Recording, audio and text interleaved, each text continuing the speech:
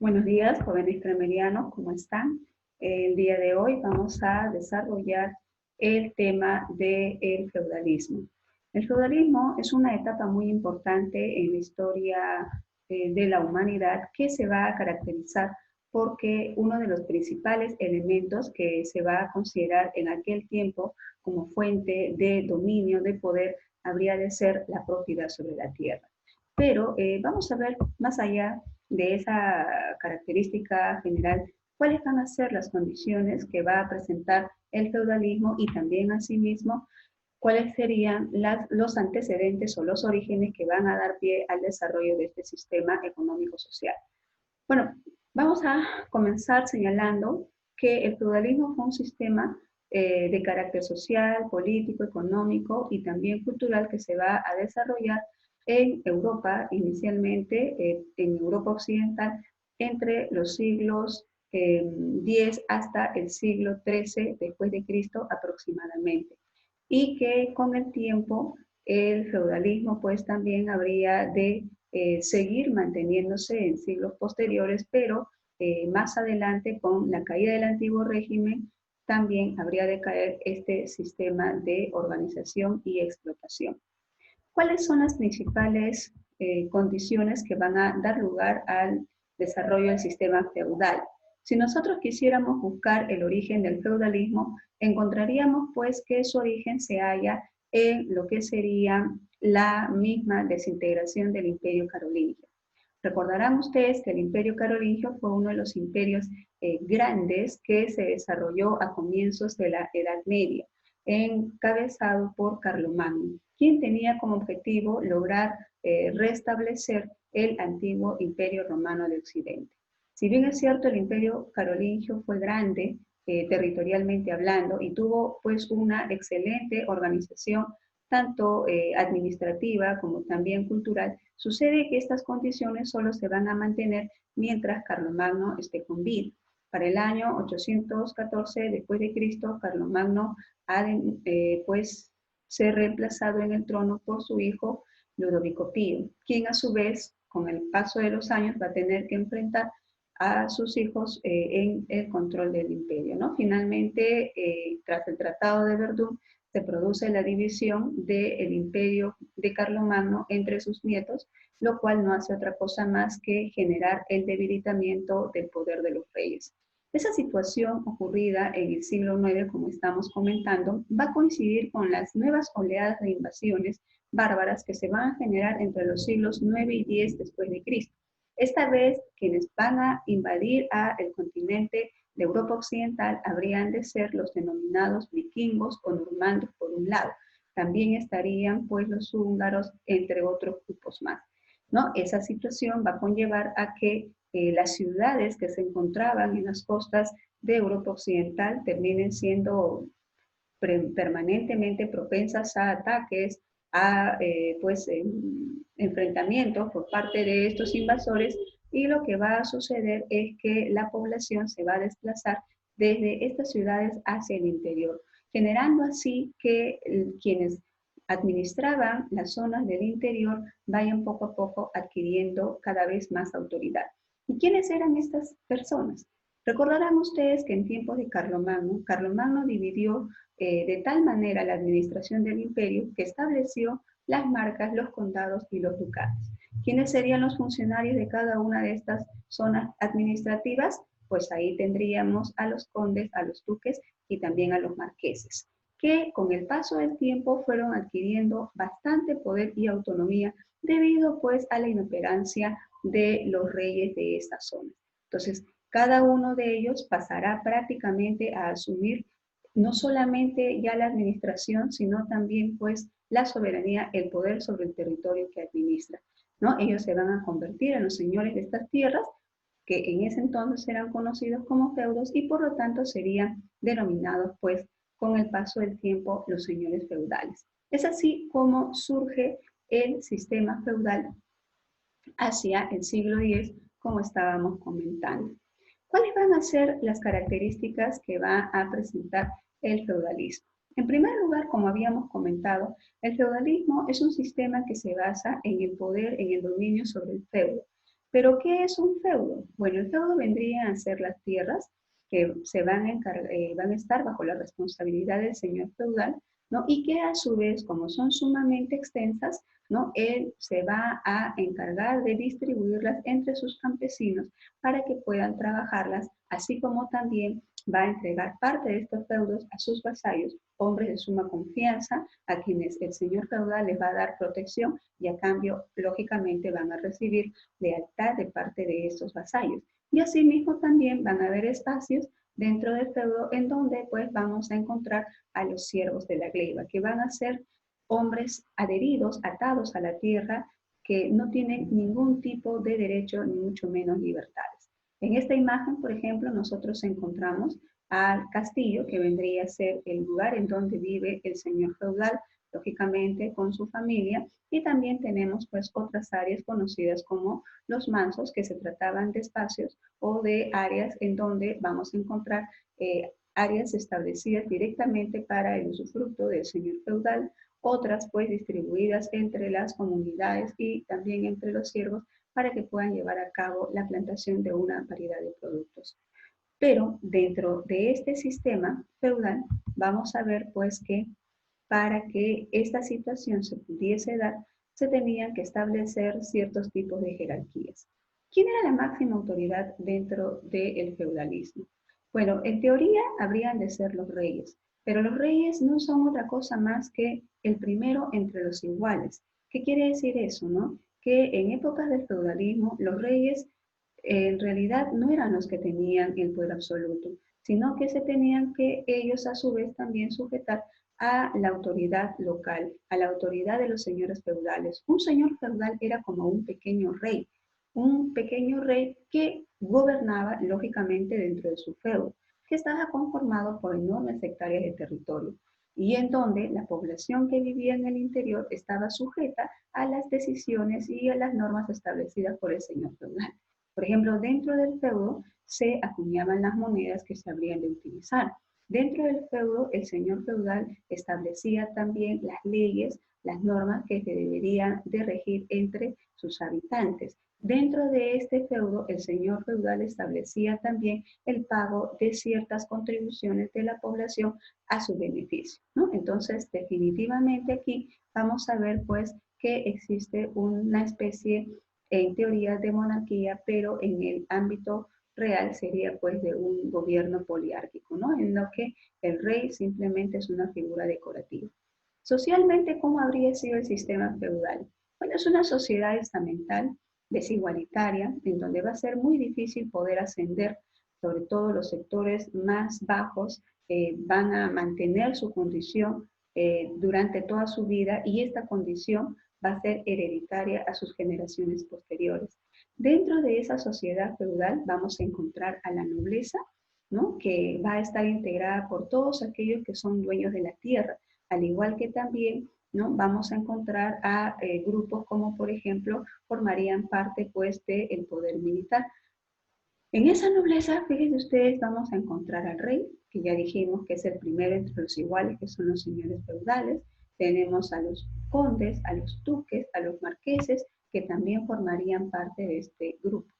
Asimismo, también dentro de la clase alta vamos a encontrar al clero, que va a estar compuesto por todos aquellos miembros de la Iglesia Católica. En el primer lugar, habríamos de encontrar a los altos prelados. Eso quiere decir que aquí estaría pues el Papa, estarían los cardenales, los obispos, los arzobispos, que son, digamos, la élite de pues la orden eclesiástica en aquel entonces, y ellos eran los que manejaban tanto el poder espiritual como también el poder político. Muchas veces para que un rey pudiese ser coronado como tal, previamente tenía que ser reconocido por la autoridad de la Iglesia Católica. Asimismo, el Papa, pues, siendo representante de la Iglesia Católica, determinaba que la población religiosa, la población creyente, tenía pues que pagar una serie de tributos a la fe, ¿no? Dentro de ellos, por ejemplo, estaba el diezmo, estaban también las limosnas, que eran pagadas pues por la gran mayoría de la población, incluyendo a los más empobrecidos de la sociedad. También había un bajo clero que estaba conformada por sacerdotes que vivían pues en las provincias y que pasaban las mismas penurias y necesidades del resto de la población. Asimismo, dentro de esta sociedad vamos a encontrar también a los campesinos. Los campesinos, los artesanos, al igual que ello también vamos a encontrar a los siervos de la gleba, que eran los menos privilegiados. Ellos eran la parte más baja, la parte inferior de la pirámide social. Y aquí vamos a ver pues a un grupo que, como habíamos dicho hace un momento atrás, estaba totalmente ligado a la tierra. Eso quiere decir que si el señor feudal quería vender parte de sus tierras, pues lo tenía que hacer con todo siervo que se encontraba en el interior. Igualmente, en esos tiempos, los excesos que cometían las autoridades feudales, el mismo señor feudal, va a ocasionar pues una serie de revueltas, de protestas de parte de los sectores más marginados. Había una serie de derechos y obligaciones que consideraba el señor feudal que tenían que ser cumplidos por la población.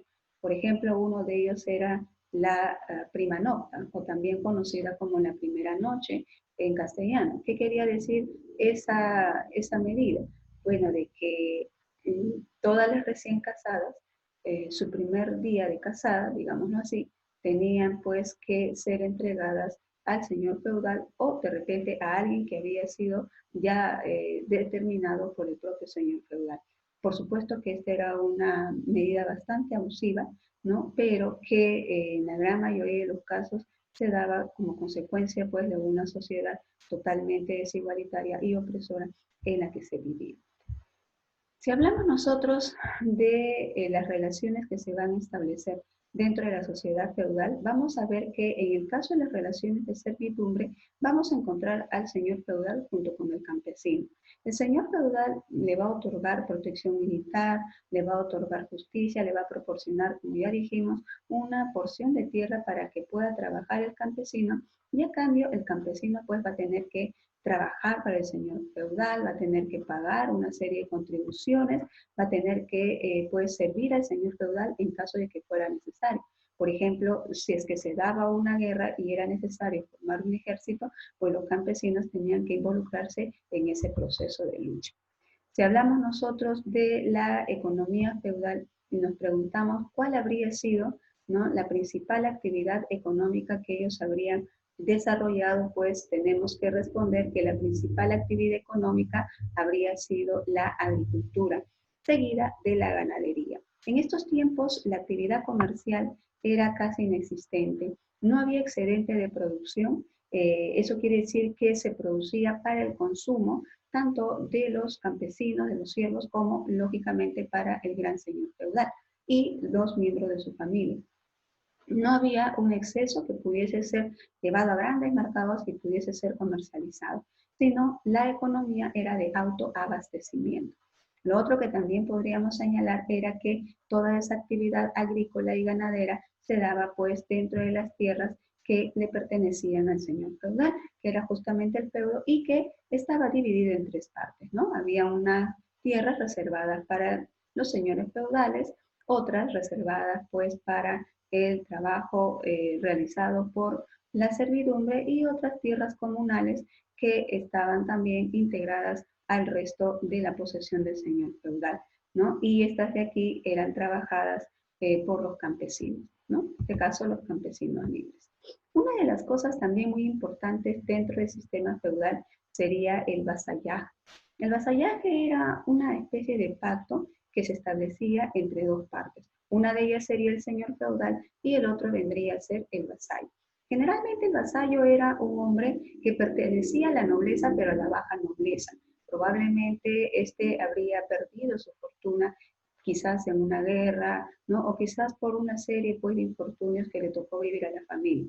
El caso es que este vasallo se presentaba ante el señor feudal y le juraba lealtad, le juraba pues fidelidad y a cambio el señor feudal le tenía que proporcionar protección, le tenía que proporcionar cuidado y también le tenía que proporcionar probablemente parte de las tierras que le pertenecían al señor feudal, ¿no? Pero a esta relación que estamos comentando entre el señor feudal y el vasallo se establecía a través de unas ceremonias, como por ejemplo sería el homenaje y la investidura.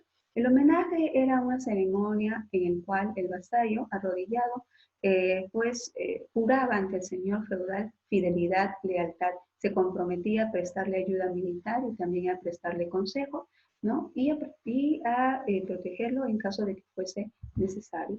Mientras que la otra ceremonia complementaria pues era la investidura, en la cual el señor feudal entregaba simbólicamente el beneficio al vasallo, que podría ser un puñado de tierra, probablemente un anillo, un báculo o probablemente una espada, y a través del cual el señor feudal pues se comprometía a la protección, ¿no? A abastecer de lo necesario a este vasallo, ¿no? Y en la mayoría de los casos lo que se le entregaba pues era una porción de su feudo, ¿no? Y es así como a través del vasallaje el señor feudal podía pues establecer una serie de vínculos con muchos nobles quienes eran de su confianza y quienes lo apoyaban permanentemente en el control y en la protección de los dominios que le pertenecían, ¿no? Aquí tenemos, como habíamos comentado hace un rato, que la economía estaba básicamente desarrollada en función a la agricultura y la ganadería, ¿no? Una de las cosas que también tenemos que conocer, recordar, es que el trabajo en las tierras estaba realizado por los siervos de la gleba que tenían que pagar tributos a los señores feudales, ¿no? En esa época la industria era inexistente, así que los trabajos que se realizaban, como por ejemplo elaboración de herramientas, de armas, tenían que ser realizados en forma artesanal. Un elemento muy importante también que nosotros tenemos que mencionar de la época del feudalismo sería la Iglesia Católica. La Iglesia Católica jugó un papel importantísimo en toda la época medieval, ¿no? Ellos llegaron a poseer poderes tanto económicos, porque al no pagar impuestos, llegaron a acumular enormes extensiones de tierra a través de todo lo que era obligada a la población en general a entregar. Dentro de ellos, por ejemplo, las donaciones, al igual que también el diezmo, ¿no? Que consistía en la entrega de la 10ª parte de los bienes que una persona poseía, sea rey, sea señor feudal, sea noble, sea campesino. La entrega de ese diezmo enriqueció enormemente a la Iglesia Católica, ¿no? Y a su vez llegaron a tener también poder político o conocido como poder temporal, puesto que los papas eran asesores de los reyes, ¿no? Eran muchas veces los que firmaban la paz también en plenas guerras en nombre de Dios y eran también ellos los intermediarios para establecer las treguas o las alianzas en los conflictos bélicos. Así que la Iglesia Católica habría de ser una de las instituciones mucho más estables, poderosas de toda la edad medieval. Igualmente también diríamos que ellos serían los conservadores de la cultura de ese entonces. La gran mayoría de la población feudal era analfabeta, estaban sumidos en la ignorancia total. Ni siquiera el señor feudal pues sabía leer y escribir, por lo menos en su gran mayoría de casos. Pero los que sí eran letrados, los que sí tenían conocimiento respecto, ¿no? De todos los aportes que se habían dado en la antigüedad en culturas como los griegos, los romanos, que fueron preservados, ¿no? En el imperio de Carlomagno, en el imperio bizantino, etcétera, habrían de ser los miembros de la Iglesia Católica, ¿no? Dentro de la Iglesia Católica, en los conventos, por ejemplo, se preservaban enormes bibliotecas, al igual que también en los monasterios, que habrían de ser, pues, muy importantes porque a través de esa bibliografía se va a lograr más adelante conocer todos los aportes que habían sido alcanzados por las civilizaciones de la Edad Antigua, ¿no? ¿Cuál habría de ser el final del sistema feudal?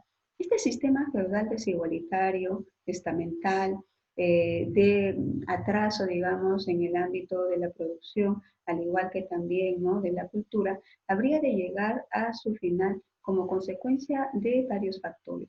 Uno de ellos tiene que ver con las guerras prolongadas, como por ejemplo la guerra de las cruzadas, que habría de afectar fuertemente a las sociedades de ese tiempo, ¿no? Muchos cientos, miles de campesinos, al igual que también nobles y de los otros sectores sociales, van a morir como consecuencia de esta guerra que había sido desatada en nombre de Dios entre los siglos XI y los siglos XIII. ¿no? A ello hay que sumarle también que en esos contextos de guerra se van a desatar las pestes. Por ejemplo, entre el siglo XIII y el siglo XIV se va a desatar la famosa peste negra o la peste bubónica, que también va a acabar con la vida de miles de europeos, como por ejemplo de la zona de Francia y áreas aledañas. A ello sumemos que en esos tiempos, debido a las crisis agrícolas que se van a generar, muchos campesinos van a tender a migrar hacia las nacientes ciudades que se estaban empezando a desarrollar en las afueras de los castillos. La población va a aumentar en estas ciudades y esto va a generar también que empiecen a incrementar otras formas de actividad económica, ¿no? Por ejemplo, se intensifica la actividad artesanal y con ello también pues la actividad comercial. Y es en esta etapa final del sistema feudal que vamos a ver aparecer a una nueva clase social que habría de ser la burguesía. Cuando la burguesía surge en las ciudades y con su actividad artesanal y comercial principalmente, empiece a impulsar cambios a nivel tanto económico como también intelectual, pues ya se está generando las condiciones para que el sistema feudal sea cuestionado y posteriormente pues este decaiga. Situación que se va a dar entre los siglos XIII y XV de manera progresiva, ¿no? Y con el paso del tiempo se va a desarrollar otro sistema económico y social que habría de ser pues el sistema capitalista, del cual pues vamos a hablar más adelante, ¿no? Entonces no olvidemos, muchachos, la importancia que tiene el sistema feudal para el desarrollo de la historia de la humanidad. Nos vamos a quedar aquí. Nos vemos en una próxima oportunidad. Muchas gracias, jóvenes.